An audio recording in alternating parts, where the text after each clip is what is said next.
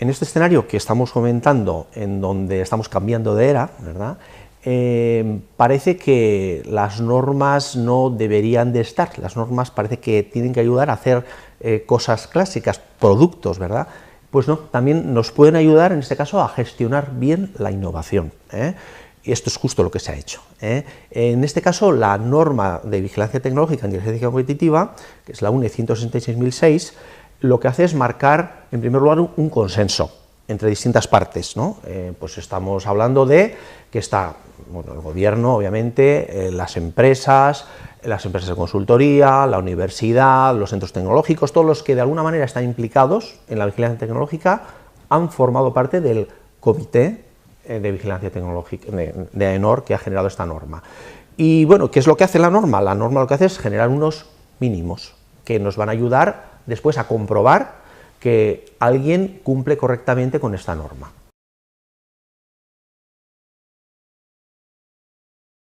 Esta norma UNE es una norma pionera en el sentido de que desde luego no está inspirada en ninguna otra anterior.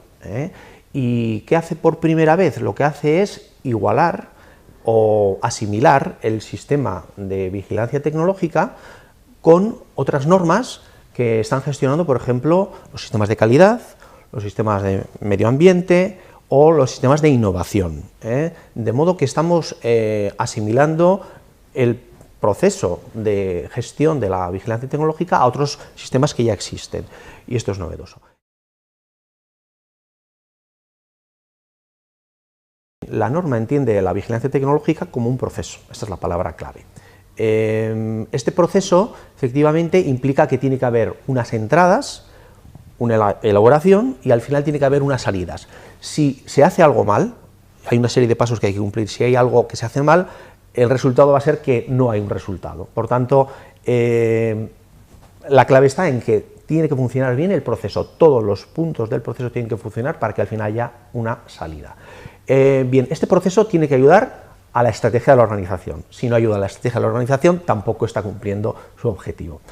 Y, por tanto, dicho todo esto, la conclusión es que no hay que hacer el enfoque tanto en las herramientas o en las fuentes o en algún punto concreto, sino en la resultante final de todo el proceso. Esta norma está teniendo un gran impacto a nivel internacional. Hay que reconocer que AENOR, en este caso, lo ha hecho muy bien. ¿Por qué digo esto? Bueno, pues porque esta norma se generó en primer lugar en el año 2006, en el año 2008 AENOR presentó al CEN, al Comité Europeo de Normalización, no esta norma concreta, sino toda la serie de normas 166.000 que tienen que ver con gestión de la innovación.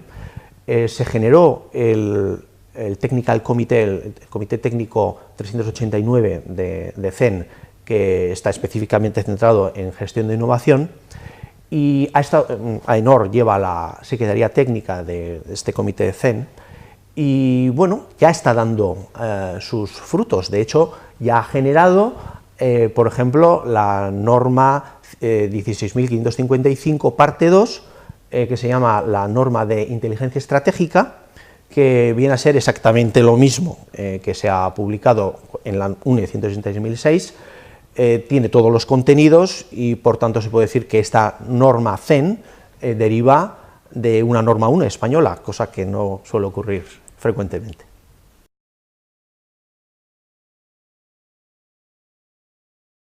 Sí, podemos utilizar la norma como una guía para implementar un sistema de inteligencia competitiva en nuestra organización. También podemos utilizarlo de otra manera, podemos utilizarlo como una guía de subcontratación de ciertas partes de este proceso, y por último podemos utilizar la norma simplemente para chequear que nuestro sistema de vigilancia tecnológica e inteligencia competitiva cumple con la norma y lo estamos llevando a cabo de un modo correcto.